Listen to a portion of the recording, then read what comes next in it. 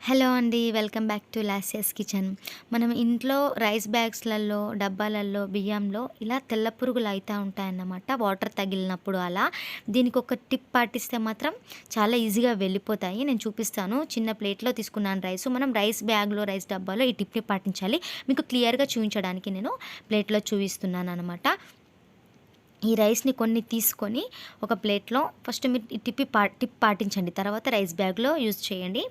కొంచెం soda, cooking soda తీసుకోండి. అందులోనే సేమ్ క్వాంటిటీగా సాల్ట్ తీసుకొని మొత్తంగా చల్లండి. చల్లి మంచిగా మిక్స్ చేయండి. మిక్స్ చేసి దీన్ని కొంచెం ఆరుబయట అంటే ఎండలో పెట్టకూడదండి. ఆరుబయట పెట్టండి.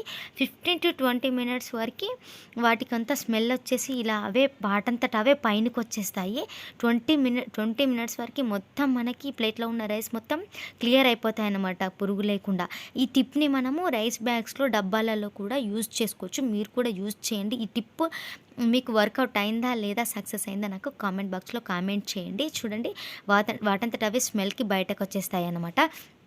ఈ టిప్ గనక నచ్చితే ఈ వీడియోకి ఒక లైక్ చేయండి. ఇలాంటి మరిన్ని టిప్స్ కోసం, కిచెన్ రెసిపీస్ కోసం నా ఛానల్ని లైక్ చేయండి, షేర్ చేయండి, సబ్స్క్రైబ్ చేసుకోండి. మన ఛానల్ని ఫస్ట్ టైం చూస్తున్న వాళ్ళైతే మన ఛానల్ని సబ్స్క్రైబ్ చేసుకోండి. Thanks for watching. Thank you so much.